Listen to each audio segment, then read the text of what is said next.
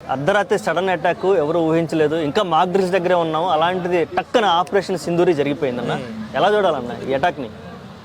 అసలుకి పాకిస్తాన్ వాళ్ళకి ఈ దెబ్బతో ఇండియా సత్తా, నరేంద్ర మోడీ గారి సత్తా ఏందనేది రాత్రి అర్థమయ్యాడు. వాళ్ళకి తెల్లవారు కాకముందనే అర్ధరాత్రి సూర్యుడు కనపడ్డాడు. రాత్రి వాళ్ళకి ఒక్కవాడికి చెమటలు పట్టినాయి రాత్రి అటాక్ దెబ్బకి. ఇండియాతో పెట్టుకుంటే ఏమైద్దో, ఇన్ని రోజులు కవింపు చర్యలు చేయటం, దొంగసాటుగా ఇండియాలో చేరటం, దొంగ దెబ్బతో అటాక్ చేయటం, మొన్న అమాయకులను చంపి మీ మోడీకి చెప్పుకొని వార్నింగ్ ఇవ్వటం, ఏమనుకుంటున్నారండి? సో ఎన్ని రోజులైనా ఓపికను పెడతాం. ఇప్పుడు మన దేశం ఇక్కడికి శాంతంగా పవని చూస్తూ ఉంటుంది. ఎప్పుడైనా కానీ ఈ రకంగా 1-2 సార్లు చూస్తారు.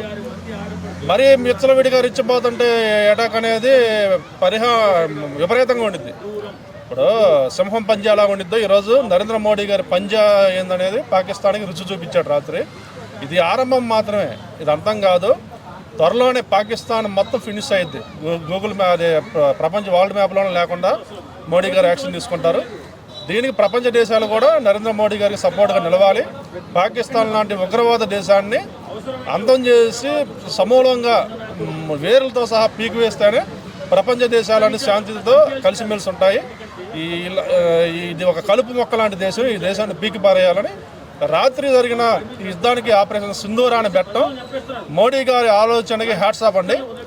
అంటే ఆపరేషన్ సింధూర్ అంటే ఒక సింధూర తిలకం, అంటే ఆడ మనిషి నుడితమైన సింధూరం వాళ్ళు తుడిపేశారు ఆ రోజు, అమాయకులను చంపేసి భర్తల్ని. ఈరోజు అదే దాని ఆపరేషన్ సింధూర అని ప్రతీక చర్యగా రాత్రి జరిగిన యుద్ధానికి ఆపరేషన్ సింధూర అని పెట్టి, ఈ ఆపరేషన్లో కూడా 2 మహిళా ఆర్మీస్, కల్నల్ సోఫియా కురీషి గారిని, అలాగే వింగ్ కమాండర్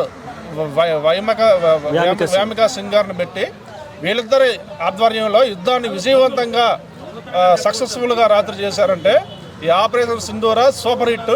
ఇది మోడీ గారు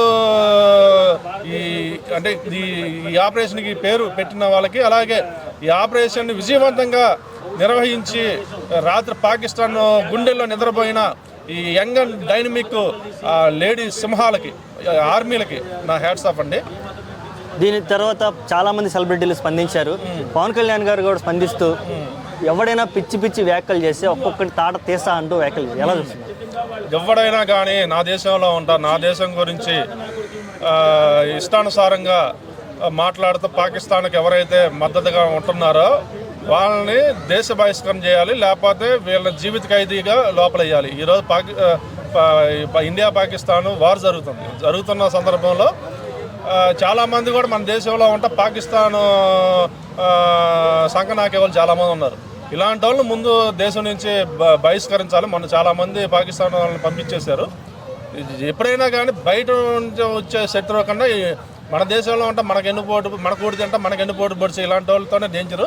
ముందు వీళ్ళని కనిపెట్టి వీళ్ళని శాశ్వతంగా దేశం నుంచి బహిష్కరణ చేయాలి. అలాగే ఈరోజు పవన్ కళ్యాణ్ గారు ఏ డిసిషన్ తీసుకున్నా, ఆయన మొన్న అమరావతి మీటింగ్లో కూడా చెప్పారు, చంద్రబాబు నాయుడు గారు, పవన్ కళ్యాణ్ గారు, మోడీ గారు ఏ డిసిషన్ తీసుకున్నా ఆంధ్రప్రదేశ్ 5 కోట్ల మంది ప్రజలు మీ వెన్నంటే ఉంటామని. అలాగే మొన్న ఈ ఆపరేషన్కి సంబంధించి కూడా కొన్ని సూచనలు, సలహాలు మోడీ గారికి చెప్పుంటారు.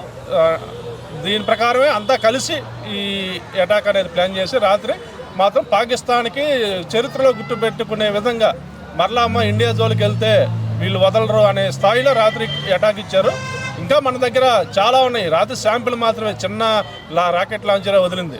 ఇంకా మన దగ్గర శక్తివంతమైన హైడ్రోజన్ బాంబులు, అణుబాంబులు, యుద్ధ నౌకలు, యుద్ధ విమానాలు, శక్తివంతమైన సైన్యం కూడా ఉంది. దానికి తోడు ఈరోజు మనకి రష్యా సపోర్ట్ కూడా ఉంది, అమెరికా సపోర్ట్ కూడా ఇస్తుంది. అలాగే ఎవరు సపోర్ట్ ఇచ్చినా ఈ పైన మనకు ఫస్ట్ నుంచి రష్యానే మనకి మంచి దోస్తు. రష్యా ఒక్కటి ఉంటే చాలు మన పక్కన ప్రపంచాన్ని వెళ్ళేయచ్చు.